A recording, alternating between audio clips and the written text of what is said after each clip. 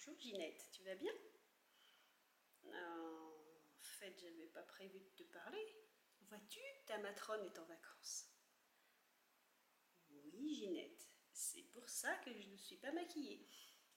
Mais Ginette, contrairement à toi, je n'ai pas besoin de maquillage. Alors pourquoi je passe mon temps à te parler de l'hygiène et de la beauté, Ginette, et de ton maquillage? Mais c'est pour mieux te marier, mon enfant.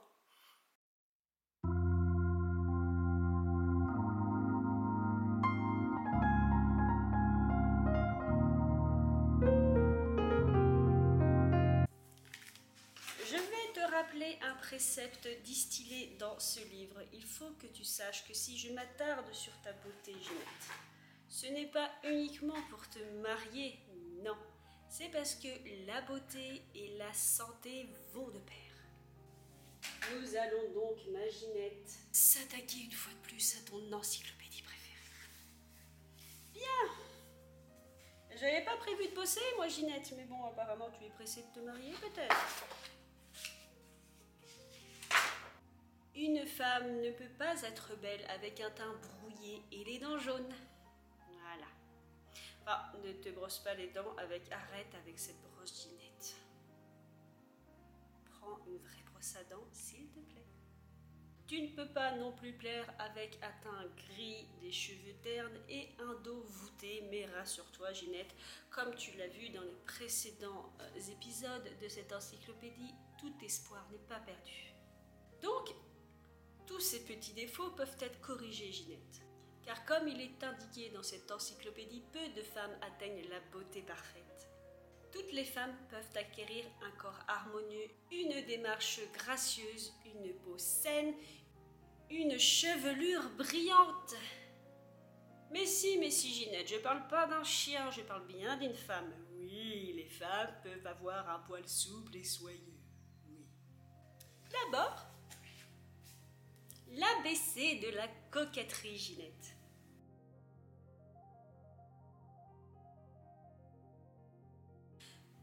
Et donc, comme tu l'as vu précédemment en fait, l'ABC de la coquetterie, c'est l'hygiène. Non, toujours pas avec cette brosse, Ginette, toujours pas. Donc, on ne va pas recommencer tes leçons précédentes. Le meilleur moment pour te laver, Ginette, c'est le soir avant de te coucher. Tu débarrasseras ainsi ton corps de toutes les impuretés de la journée, Ginette. Ah, mais t'occuper de tes petits frères et sœurs, faire la vaisselle, laver les sols, ça apporte des impuretés, Ginette. Alors, il faut bien te laver le soir pour bien tout recommencer le lendemain. Si. Le moyen importe peu et la salle de bain n'est pas indispensable. Si. Nous sommes en 1959, nul besoin d'une salle de bain pour se laver. Parce que tout ce qu'il te faut, et comme indiqué dans cette encyclopédie, c'est une cuvette, de l'eau, du savon. Et aussi accessoirement un trou dans le jardin et un puits, certainement. Oui, Ginette, je sais. Ah oui, il te faut aussi un gant de toilette. Arrête avec cette brosse, Ginette. Mais enfin, c'est quoi cette obsession pour cette brosse? Parce que tu trouves que j'ai des idées de... Mais dis donc, la Ginette, là. Je vais te péter tes mouilles. T'as de la chance que je sois en vacances. Sinon, tu l'aurais senti, la brosse. Oui, tu m'as légèrement agacée. Je suis en vacances, tu demandes des conseils, tu dis que j'ai des idées de... Mais rappelle-toi, Ginette, dans une précédente leçon, toi qui te crois si maline, tu te rappelles qu'il y avait la forme idéale du visage et les mensurations qui allaient avec. Sache qu'ils ont aussi calculé les mensurations idéales du corps de la femme.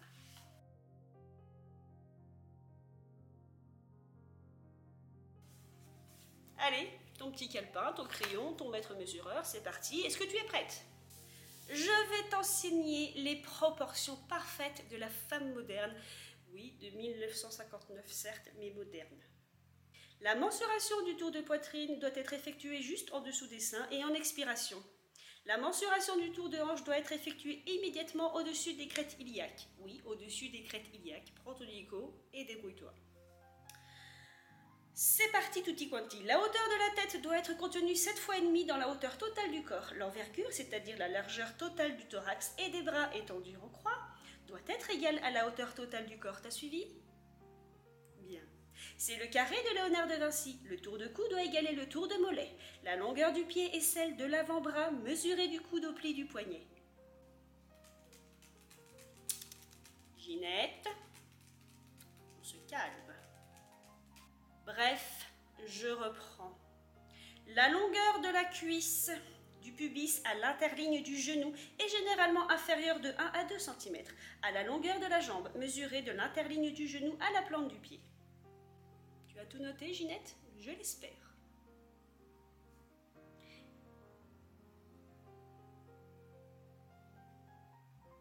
Écartement des seins, mesuré à la pointe 20 cm. Oui, là, Ginette, oui, là je te suis, oui. Il y a un chercheur allemand qui a été payé pour mesurer la distance entre les deux bouts de sein. Ça a été un métier, ça? Mesureur de sein? Enfin, mesureur d'écartement de sein? Eh ben, il y en a qui ont eu des vies difficiles. Et pour finir, ma Ginette, le calcul qui te fera rêver, le calcul du poids théorique.